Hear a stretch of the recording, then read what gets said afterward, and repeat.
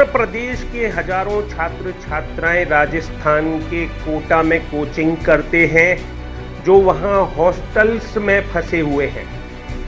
उनको वापस उत्तर प्रदेश लाने के लिए प्रशासन के आदेशानुसार आगरा ISBT बस स्टैंड से कोटा राजस्थान के लिए आगरा समेत कई डिपो की लगभग 200 बसें भेजी जा रही हैं।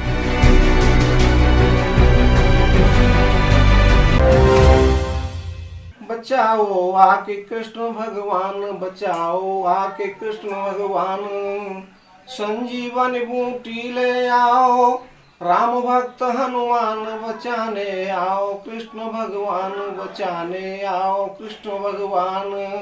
कोरोना वायरस संक्रमण ने पूरी दुनिया में कोहराम मचा रखा है।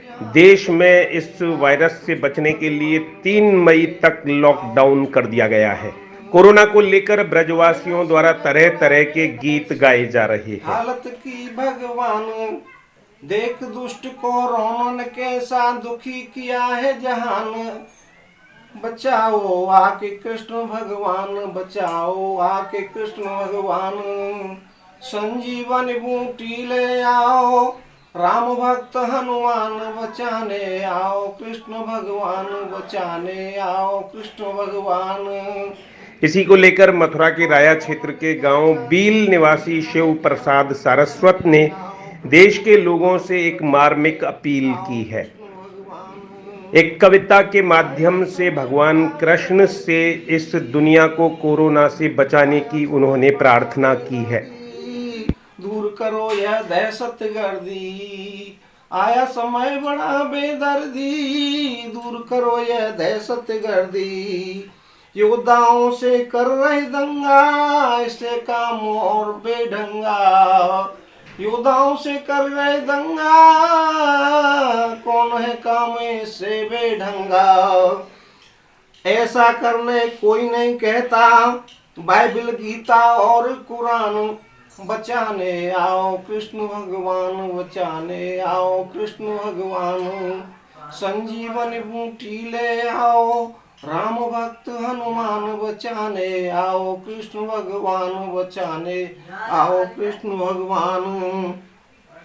साबुन से हाथों की करो सफाई, दूरी उचित बनाओ भाई, साबुन से हाथों की करो सफाई, दूरी उचित बनाओ भाई, तालाबंदी का बजा है डंका, करो नमस्ते नहीं कोई शंका, करो नमस्ते नहीं कोई शंका, पूर्ण रूप से याद रखो मोदी योगी का फरमान, बचाने आओ कृष्ण भगवान, बचाने आओ कृष्ण भगवान, संजीवनी बूटी ले आओ, राम भक्त हनुमान बचाने आओ, कृष्ण भगवान बचाने आओ, कृष्ण भगवान। तोड़ो राजनीति के फंदे, तोड़ो राजनीति के फंदे, तजो विचार आपसी गंदे, सेना स्वास्थ्य खाकी को वंदन, सेना स्वास्थ्य खाकी को बंधन, समझो भारत मस्तक चंदन, समझो भारत मस्तक चंदन, जाति धर्म का भेद मिटा गए मीरा और रस खान, बचाने आओ कृष्ण भगवान, बचाने आओ कृष्ण भगवान। देख दुष्ट को रोनन कैसा दुखी किया है जहान, बचाने आओ कृष्ण भगवान, बचाने आओ कृष्ण भगवान।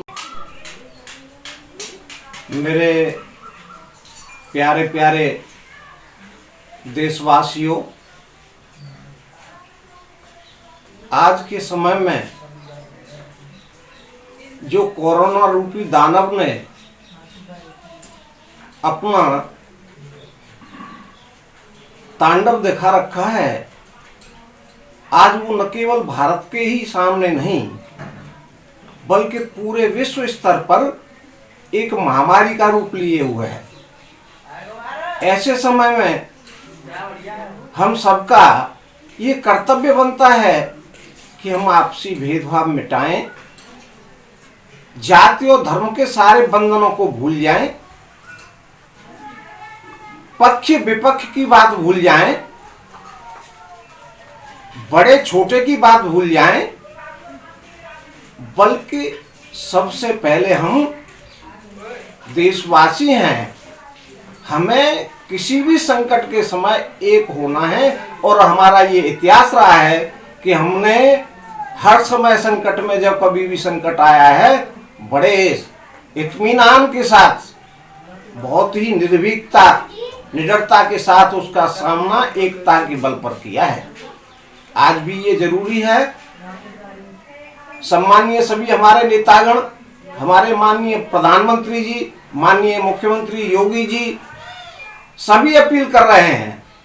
तो मैं तो बहुत ही तुच्छ व्यक्ति हूं, लेकिन मैं आपसे करबद्ध प्रार्थना करता हूं कि सारे भेदभाव भूलें, एकजुट हों, कोरोना से लड़ें और आपको बताए जा रहे विभिन्न प्रकार के उपायों से, जिनसे कि कोरोना का सामना बड़ी अच्छी तरह से किया जा सकता है, उसको हराया जा सकता है, उनका पालन करें। यह मेरी मीडिया वालों से विनती है। वो भी अपने बहुत ही कर्तव्य परायणता के साथ काम कर रहे हैं। मेरे पुलिसकर्मी देश के, मेरे देश के सैनिक और सभी जनता के लोग जिस तरीके से इस संकट की घड़ी में एक साथ जुट रहे हैं, वो बहुत ही सराहनीय है। लेकिन एक बात देखकर बड़ा कष्ट होता है कि जो आज हमारे रक्षक हैं, हम उन्हीं के भक्षक बनने जा रहे हैं। उनके साथ जो उत्पात, उन पर पत्थरबाजी, उनकी जान लेने का जो असफल प्रयास किया जाता है, उसको हम बिल्कुल भूल जाएं, क्योंकि हम में कोई अंतर नहीं है। हम सभी भारतवासी हैं। जाति धर्म का, संप्रदाय का कोई किसी प्रकार का आपस में वैमनस्य पैदा न करें और इस संकट की घड़ी में साथ आएं, मैं सबसे निवेदन करता हूं। इसको मैंने एक कविता के माध्यम से आपके सामने मैं व्यक्त करना चाहता हूं। पहले एक पंक्ति में कहूंगा, एक फिल्मी गाने की ट्यून है, लेकिन वो एक बहुत बड़ा संदेश देती है। मेरे देश प्रेमियों,